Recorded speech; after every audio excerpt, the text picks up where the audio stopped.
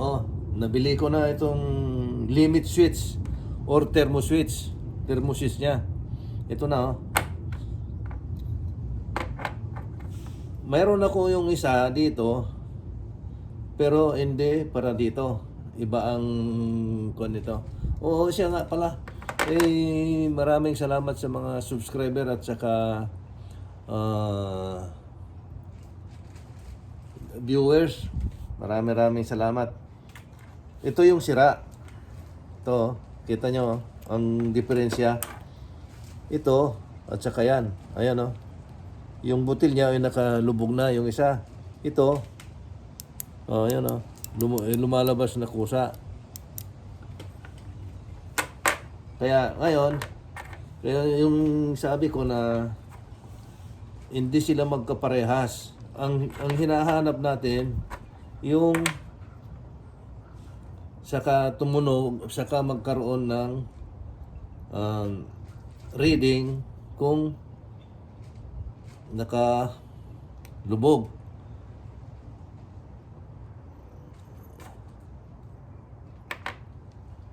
Yan, oh. Kita mo may reading. Pagka i-off mo, yung nakalubog yan, walang reading. Ito nga pala. Pagka itong digital, isineset ko dito sa ohms sa 4K. Diyan ko sinuswitch sa akin kasi wala akong yung mga times 1 times 10 ang ganyan. Pagka buo yung kasi continuity lang naman ang kukunin natin eh. Pagka ang continuity niya is buo, yaron mayroong number na kanan. O ang ganon 000, hindi yung UL. Pagka ganyan, UL open line meaning walang continuity. Ayun. Ang hinahanap natin dito is yung merong continuity kung nakalabas yan.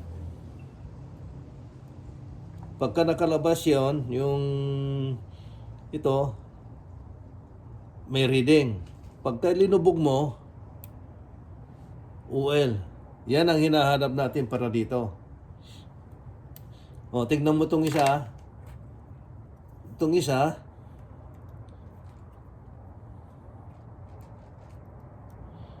Yan, UL. Pagka pinindot mo, saka nagkakaroon ng reading. Iba naman ito. Ibang paglalagyan naman. Ito yung tinatawag nilang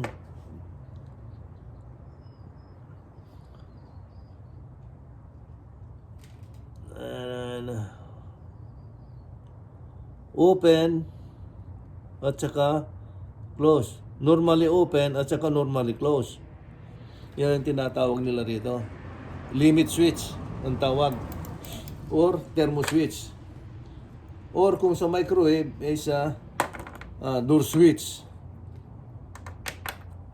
Ngayon, subukan natin ilagay ito.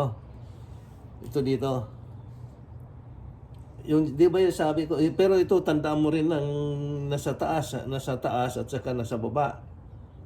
Ngayon ito. So, isubok natin kung tama yung pag dito na tayo magsusukat dahil yung di ba yung kahapon is kanina is sabi natin buo yung fuse pero ito wala kung totoo yung natin. Ayun, i-clip natin ganyan tapos ito diinan natin kung mag-go-off. Ayun, open line. Ito nga ang niya. Ang para dito. Ngayon ikabit natin. Dito natin ikakabit dito. Yan, ganyan, Pero medyo matagal na ikabit dahil medyo maliit yung niya. Kaya i-off ko muna. Para hindi ganong masyadong mahaba yung niyan. Kasi ito yung niya, ito yung magdidiin dito. Ito, dito. Itong switch nito. Kasi ito yung magnetic switch niya. Ito yung thermostat niya. Ito yung heater. Ito yung fuse. Kaya dito natin ikakabit to. Kasi medyo mahirap na ikabit, kaya hindi naman sa mahirap na mahirap, kaya lang ano lang. Tingnan ko kung madali. Madali yata.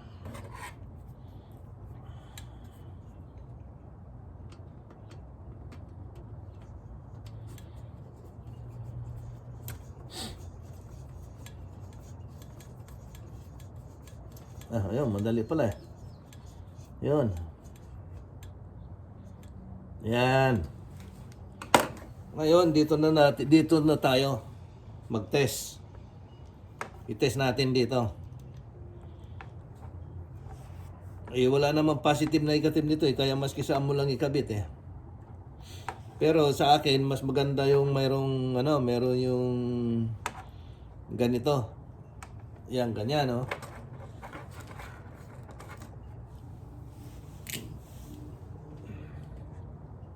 Subukan natin i-switch.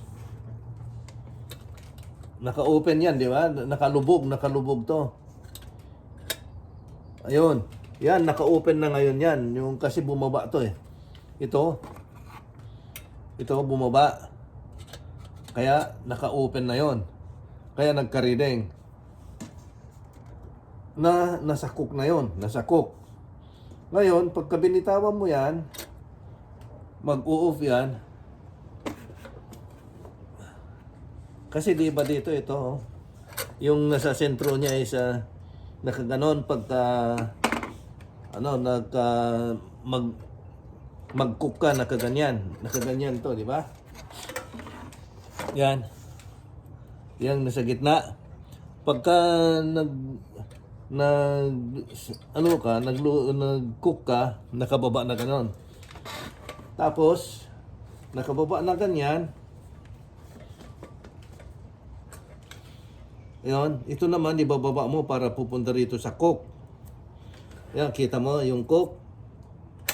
Yan, ganyan. Ayun, magre-reading na yon.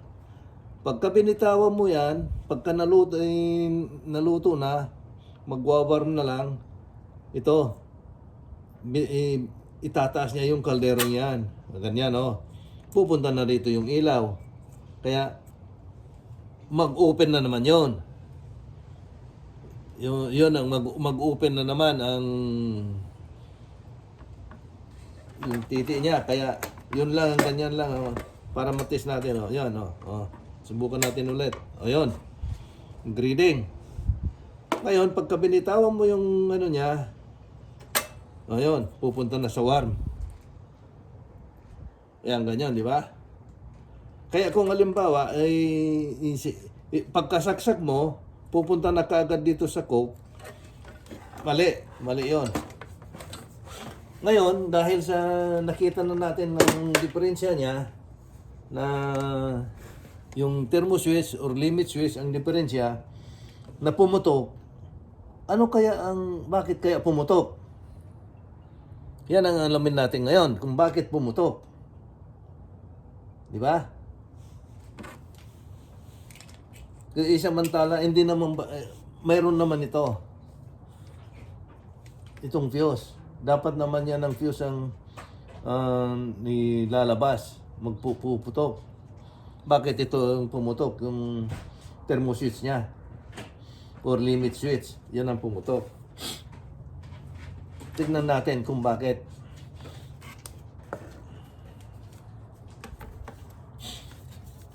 Ito, nag-overheat to eh. Kita mo yan? Hindi magkakaganyan pagka hindi nag-overheat. Ayan, Kaya tingnan natin kung anong diferensya. Bakit? Ito yung fuse na sinasabi ko. Oh, shit, man. Yan. Pinagawa na pala to eh. Ginawa na. Kasi wala na yung original, wala na yung fuse niya. Ayan, dinirekta na, Wire na ang ginawa, yung ano inilagay. Oh, ayun. Ayun. Kaya ito pumutok dahil ito hindi niya na kayang paputukin. Kaya ito na ang pumutok. Mabuti itong pumutok. Kung hindi pumutok, di sunog ang bahay. Yan ang wag niyong gagawin. Samantala magkano lang ang fuse naman. Fuse.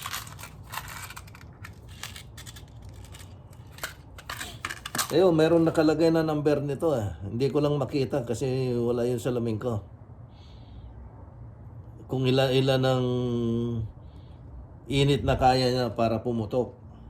Pagka naabot niya yung mag-over na yung halimbawa 180 degrees Fahrenheit. Let's say for example lang. Let's say 100 Fahrenheit. Yan ang niya. Naabot niya na yon, lumampas na, puputok na yon. Pero hindi niya na kayang paputukin Ayan. Ang lalaki. Yung inilagay. Kaya, delikado. Kaya wag yung gagayain to. Biro mo, ilan ang nilagay niya?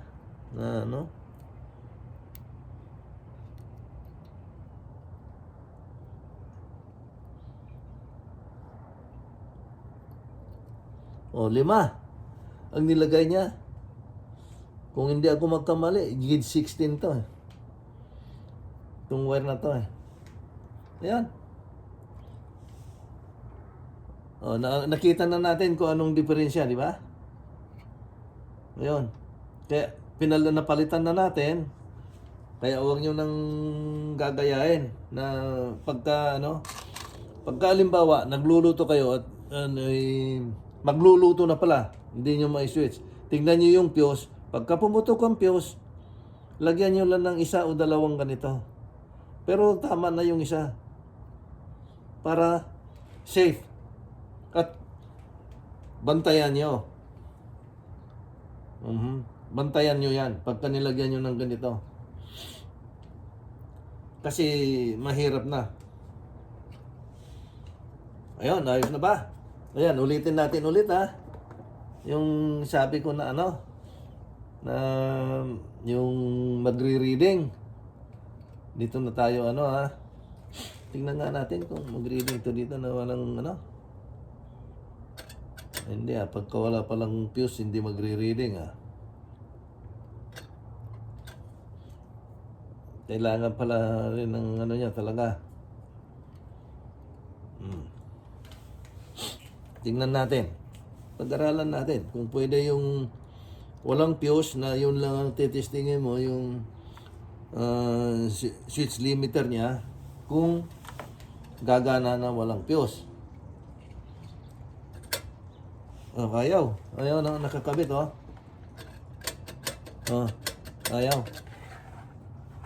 ayaw pala.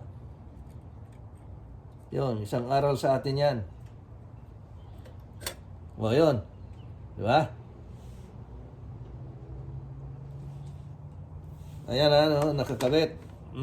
Tingnan mo yan, nakakabit. Pagkatanggalin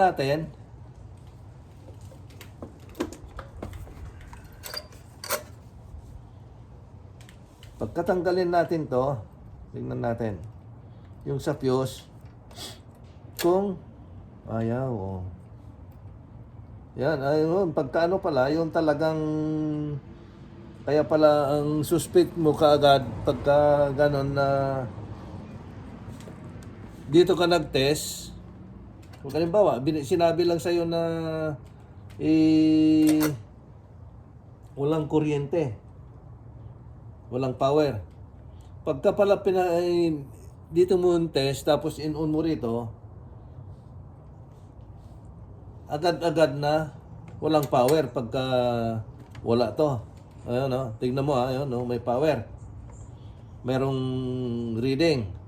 Ngayon, tanggalin natin. Ayun wala. Yun. Kaya pala yan ang nila.